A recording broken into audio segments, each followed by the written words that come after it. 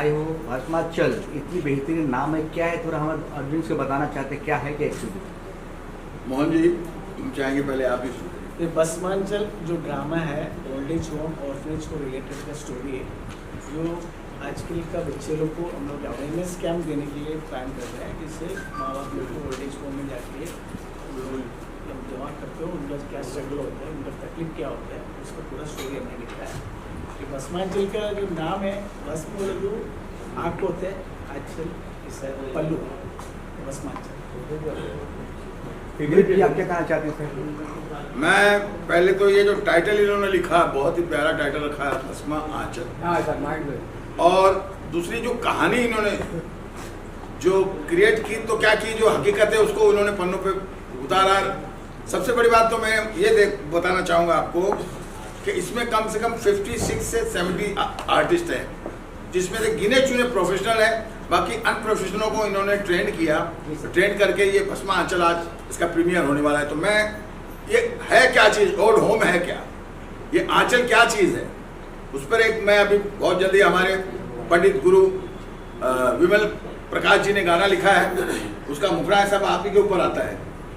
बच्चे अब बच्चे नहीं है, मन के अब सच्चे नहीं है, बच्चे अब बच्चे नहीं है, मन के अब सच्चे नहीं है, माँ का आंचल भूल गए हैं, दादी की लोरियां भूल गए हैं।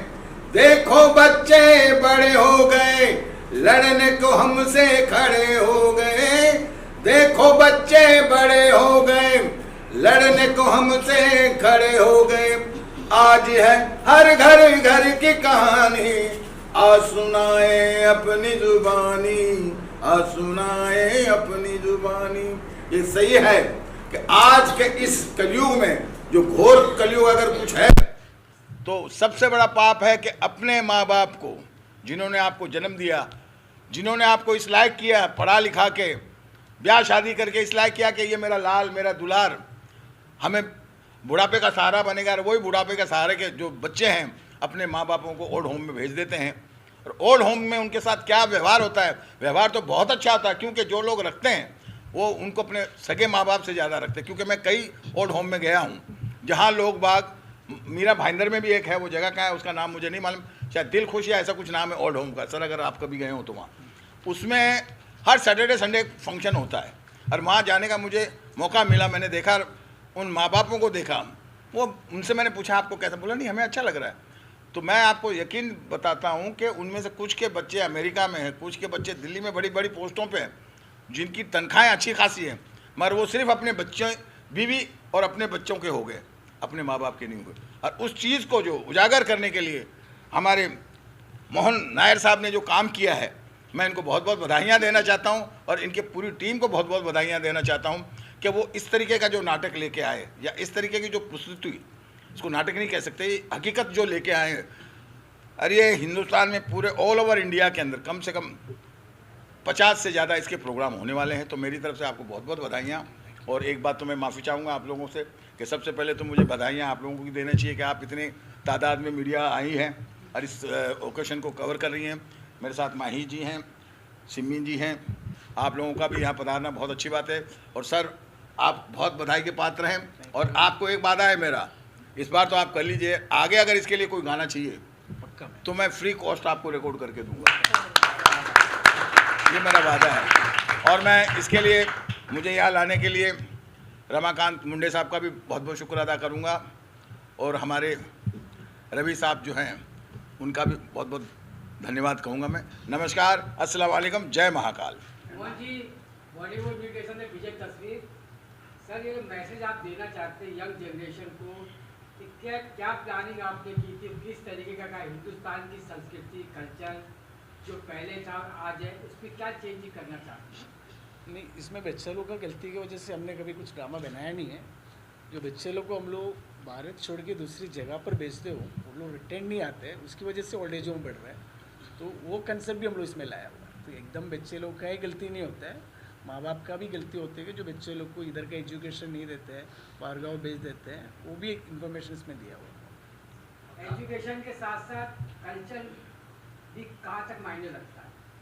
हमारी जो संस्कृति है और जो रिस्पेक्ट है उसके बारे में। उस एनीवे वो सब चीज़ में तो पुराना वो कल्चर में और अभी का कल्चर में बहुत सारा चेंजेस आया है, जी सर। लेकिन वो चेंजेस की वजह से माँ बाप अनाथ हो रहे हैं ऐसा कुछ भी नहीं है। अभी तक हम लोगों ने स्टडी नहीं किया, क्योंकि हम लोग अभी 5-6 सालों से हमारा 30 से 35 ओल्ड एज होम हम लोग ऑलरेडी उनको सपोर्ट कर रहे हैं, ऑर्फनेज हम लोग चला रहे हैं। तो उधर से हमको किधर से भी ऐसा इन्फॉर्मेशन नहीं आया है कि जो कल्चर चेंज होने से माँ बाप का ध्यान रखता है, ऐसा कुछ नहीं है। जो इंडिया छोड़ के वो लोग बाहर गाँव जा रहे हैं, वो लोग रिटर्न नहीं आ रहा है, इसलिए माँ बाप अनाथ हो रहे हैं। वो एक इन्फॉर्मेशन हम लोगों ने एकदम वेरी स्ट्रांगली लिखा है इसके अंदर। तो इधर के आता है सर, अगर आदमी बाहर गांव जाता है, यहाँ का कल्चर बाहर कल्चर को एडजस्ट करता है, वहाँ से जब रिटर्न होके आता है, एजुकेशन अलग चीज़ है, वो तो हर किसी को चाहिए। नहीं, वो कल्चर नहीं कह सकते, उसके साथ जो करेक्टर है ना, जो वो करेक्टर लेके आता है अपने साथ में, एक अनूठा करेक्टर। तो वो बाहर के कल्चर की जरूरत, करेक्टर की जरूरत नहीं है। हमारे इंडिया में बहुत से करेक्टर हैं कि एक से जब दो बनाते हैं, माँ बाप बोलते हैं कि अपने बच्चों के लिए कि भाई मैं ऐसी प्यारी सी दुल्हन लाऊंगा मेरे बेटे के लिए कि जो घर में लक्ष्मी की तरह आएगी, मगर वो लक्ष्मी बाद में ताड़का बन जाती है। तब वो ये ओल्ड होम इस तरीके से खुलते हैं। आप ये क्या कह रहे हैं, ज़रूरी नहीं। मैं नैयर साहब आपसे एक ही नायर साहब कहना चाहूँगा, अमेरिका लंदन तो हर आदमी चाहता है, क्योंकि मैं भी चाहता हूँ कि मेरे बच्चे वहाँ जाके पढ़े। मैं कभी नहीं चाहूँगा कि मेरे बच्चे वहाँ पढ़ के आके मुझे यहाँ ओल्ड होम में भेज दें। असलियत ये है कि कहीं ना कहीं माँ बाप के पालन पोषण में ये फ़र्क हो जाता है कि उनको बच्चों को शुरू से संस्कृति नहीं देती। जैसे आज मुझे कई लोग बोलते हैं कि दिलीप भाई आप आज की जनरेशन को क्या कहेंगे। मैं बोला सबसे पहले जनरेशन को एक ये लैपटॉप वगैरह देने से पहले उसको आप एक आरती की तो बुक दे दीजिए कि जय आद्या शरते। अभी नवरात्रि आई है, ये जितने डांडिया राज खेले किसी को भी आरती बोलिए, किसी को नहीं मालूम। तो हमारे कल्चर को हम ही लोगों ने बिगाड़ने की कोशिश की है, जिसमें इन्होंने जो कहा एक बात कि कहीं ना कहीं माँ बाप भी इस चीज़ के दोषी हैं, बाद में उनको भुगतना पड़ता है। अगर आज से मैं कह रहा हूँ, अभी से जो ये इंटरव्यू देख रहे हैं और इसे इनके प्रोग्राम के माध्यम से जो लोग ये शो देखेंगे, अगर आज से वो प्रण कर लें कि हम हमारे बच्चों को ये ज़रूर कहेंगे कि बेटा सुबह उठते ही कम से कम भगवान को एक बार प्रणाम करो, फिर हम दोनों को प्रणाम करो, जो हमारी ऑलरेडी संस्कृति थी वो आज हमारी लुप्त हो चुकी है। हाय डैड, हाय मम, और बाद में चिंगम खाते हुए चलते हैं। तो इसीलिए कल्चर वो है। तो हम लोगों को सबसे पहले अपने आप को सुधारना ज़रूरी है, और बाकी तो जिस तरीके से हम फिल्म के माध्यम से लोगों को बताने की कोशिश करते हैं, इन्होंने फिल्म से भी बड़ा काम किया, क्योंकि जीते जागते करेक्टर जब ऑडियंस के सामने वो परफॉर्म करेंगे करेक्टर, और जो उनकी फील वो महसूस करेगी, तो मुझे लगता है कि फिल्म से ज़्यादा इम्पेक्ट करेगा इनका ड्रामा। तो इनको बहुत बहुत बधाई है, बहुत बहुत। मोहन नायर जी ने इतने अच्छे कॉन्सेप्ट लेके आया है और इतने अच्छे विचार लेके आए लोगों के सामने। आप लोग चाहते गवर्नमेंट से सपोर्ट मिले, उस चीज़ और आगे बढ़ावा जाए, हर घर तक पहुँचे, आप क्या बोलना चाहते हैं? ज़रूर। Actually Dilip ji already add किया है ये चीज़। मैं 2021 में उनके साथ काम किया है। मतलब मैं खुद जाके कोयम्बतूर में मोहन जी ने जो किया, मैंने उसको विजुअलाइज किया और मेरा तरफ से एक डांस वहाँ पे परफॉर्म किया। एंड ये बोलना है, ये माँ मतलब क्या है, प्योर सोना है। She is a universal mother. माँ के बारे में मेरे को मालूम नहीं है क्या बोलूँ। और बोलना ये गवर्नमेंट तो ऑब्वियसली ये जो प्रोजेक्ट है ये लेके हम मोदी जी के पास जा सकते हैं। हमको ज़रूर उसके लिए मैं उनके साथ में हूँ। 15 साल से वो मालूम है, वो राइटअप कर रहा है और आगे क्या करने का वो हम साथ में बैठ के। सर आपसे रिक्वेस्ट है, एक एल्बम करेंगे हम भारत के बारे में और माँ के बारे में। जो बच्चे लोग बाहर जा रहे हैं, वो यंग जनरेशन जो जा रहा है वो नहीं जाना चाहिए। ये पेरेंट्स में खुद 15 साल से I am doing some social work, so many work. ये जो चैरिटी पेरेंट्स जो माँ, बिकॉज थोड़ा इमोशनल हो रही हूँ मैं खुद। चारकोप, गौराई, अंधेरी बहुत जगह पे गई। वहाँ पे जो पेरेंट्स, प्रिंसिपल, बैंकर्स बहुत लोग हैं। ये बच्चे लोग क्यों छोड़ रहा है, उनको क्यों घर पे किसी को रख के क्यों नहीं देख सकता है। मेरा वही एक चीज़ है। मोहन जी आप बहुत मतलब इतना अच्छा कॉन्सेप्ट है, इसके लिए हम बहुत कुछ कर सकते हैं सर टीम के सबसे। और best wishes to Brahmanchal and team Maharani. 500 का वॉलंटियर्स है, लास्ट पोस्ट कोविड ये काम किया सर, उसके लिए उनको प्लीज़ बहुत बढ़िया, बहुत बढ़िया, थैंक यू। आप कई कई एक्टर बोलते हैं बहुत सारे काम किए हैं, अलग अलग स्टोरी देखे होंगे, तो इस तरह की स्टोरी ढांचे में लेके आना एक नाटक के द्वारा आप क्या बोलना चाहते हैं? मैं तो ये कहूँगी कि सबसे पहले तो मैं मोहन जी को बोलूँगी कि आप बहुत ही ज़्यादा भाग्यशाली हैं कि आपको ये सेवा करने का मौका मिला है, क्योंकि हर किसी के नसीब में ये नहीं होता है। और जैसे कि वो मैम इतने ज़्यादा इमोशनल हो गए, क्योंकि ये ऐसी चीज़ है ना कि कोई भी सुनेगा, कोई भी इमोशनल हो जाएगा। एक माँ ऐसी है कि मैं तो ये कहूँगी कि माँ वर्ड बोलते ही हम लोग माँ बोलते हैं, अम्मा बोलते हैं, आई बोलते हैं। और आजकल के बच्चे, इन लोगों को ऐसा लगता है कि अरे हम बाहर चले गए तो हमारे संस्कार भूल जाओ, हम बाहर चले गए हैं तो हमने वहीं पे शादी की, हमारी वहीं पे लाइफ है और यहाँ पे सब ख़त्म है। मुझे ऐसा लगता है कि अभी की जनरेशन में और जो अभी का कलयुग का टाइम चल रहा है, इसमें बहुत सारे ऐसे लोग हैं जो अपने माँ बाप को छोड़ के चले जाते हैं, बाहर सेटल हो जाते हैं और वहीं पे अपनी नई दुनिया बसा लेते हैं। लेकिन वो ये नहीं सोचते कि हम भी माँ बनने वाले हैं। जो आज की बहुएं आती है वो ये नहीं सोचती कि मैं भी किसी की माँ बनूंगी, मैं भी एक दिन सास बनूंगी। तो वो बच्चे भी मेरे साथ वही करेंगे। आप अपने बच्चों को यही संस्कार दे रहे हो। अभी के टाइम पे संस्कार नाम की चीज़ बची ही नहीं है और वो रही नहीं है, क्योंकि बच्चों को संस्कार दिया ही नहीं जाता है। बच्चों को सबसे पहले फ़ोन दिया जाता है, वो बाहर घूम रहे हैं, उनको फुल आज़ादी दी जाती है। हमारे टाइम पे, मेरे टाइम पे मेरी मम्मी पापा जी की परमिशन के बिना हम कभी बाहर नहीं जाते, कभी कुछ नहीं करते। और आज मैं मुंबई बैठी हूँ तो वो भी पापा जी की सपोर्ट की वजह से। हमेशा ऐसा हुआ है कि माँ बाप बच्चों को सपोर्ट करते हैं और बच्चे यहाँ तक पहुँचते हैं। और आज मैं कुछ ज़्यादा बड़ी बन जाऊँगी तो मैं बोलूँगी चलो अभी मुझे मम्मा को देखना है तो अभी इनको टाटा बाय बाय करती हूँ और अभी मैं अपनी लाइफ सेट करती हूँ। ऐसा नहीं होता है। लेकिन मैं ये कहूँगी, ये जो सेवा होती है ये बहुत कम लोगों को मिलती है। श्री मोहन नायर सर इतने लकी हैं कि उन्हें ये सेवा करने का मौका मिला है कि वो आज मंच पे ड्रामा तो नहीं बोल सकते, जो बताने वाले हैं कहानी वो शायद सबके लिए होगी कि देखो आप अपने माँ बाप की सेवा करने से पता नहीं क्यों पीछे हट जाते हो और ये भी नहीं सोचते कि कल को हम भी माँ बाप बनेंगे, हमारे बच्चे भी कल को ये सब कर देंगे, हमें छोड़ के चले जाएंगे तो हम क्या करेंगे। तो बस यही है। मैं आज बहुत ही अपने आप को भाग्यशाली मान रही हूँ कि मैं आज यहाँ बैठी हूँ, क्योंकि मेरा ये फ़र्स्ट है और मैं ऐसे इवेंट पे कभी नहीं आई हूँ। और जब मुझे बुलाया गया था, मुझे बोला गया था, तो मुझे ऐसा लगा कि मैं खुशकिस्मत वाली हूँ कि आज मैं ये इवेंट अटेंड करूँगी, आज वो देखूँगी। और आज मेरे साथ मेरे सीनियर दिलीप सर हैं, मोहन जी हैं, मैम हैं, तो मैं बहुत ज़्यादा लकी हूँ। नर्वस तो बिल्कुल भी नहीं हूँ, बट इतने बड़ों के साथ बैठना बहुत बड़ी बात होती है कि आप बैठे हो। ये अपने हिसाब से बताएंगे, बट मैं अपने हिसाब से बताऊंगी। मेरा नज़रिया जो है माँ बाप के लिए, मतलब मैं ज़्यादा बोलूँगी तो मुझे ऐसा लगता है पूरा दिन निकल जाएगा।